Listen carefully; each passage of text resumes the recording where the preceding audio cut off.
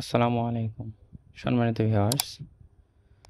আমি বিরামপুর থানার কেটরা জুতবানি ইউনিয়নের নতুন একটা পিকনিক স্পট গিলা পার্ক নামক স্থানে গেছিলাম।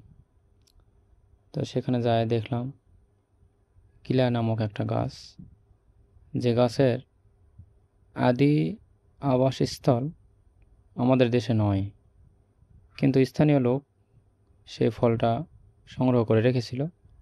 সেখান থেকে সেই ফলটি আবার সে রোপণ করেছে। রোপণ করার পরে গাছের যে বর্তমান পরিস্থিতি, তো এই গাছটার বয়স প্রায় 11 বছর। স্থানীয় লোকের সাথে কথা বলে জানলাম যে ব্যক্তি এই গাছটি রোপণ করেছিল, 11 বছরে গাছের যে গ্রোথ এবং গাছের যে এস্টিমেট খুব সুন্দর দেখতে। এই গাছটির যে ফলগুলি আছে, এই ফলগুলি বিক্রি হয় এবং ফলগুলির অনেক ডিমান্ড আছে। তো এটা সরকারি জায়গা, সরকারি জায়গার মধ্যে এমন একটি গাছ লাগানো এবং হয়ে ওঠা, এটা একটা বিশাল বড় সৌভাগ্যের বিষয়।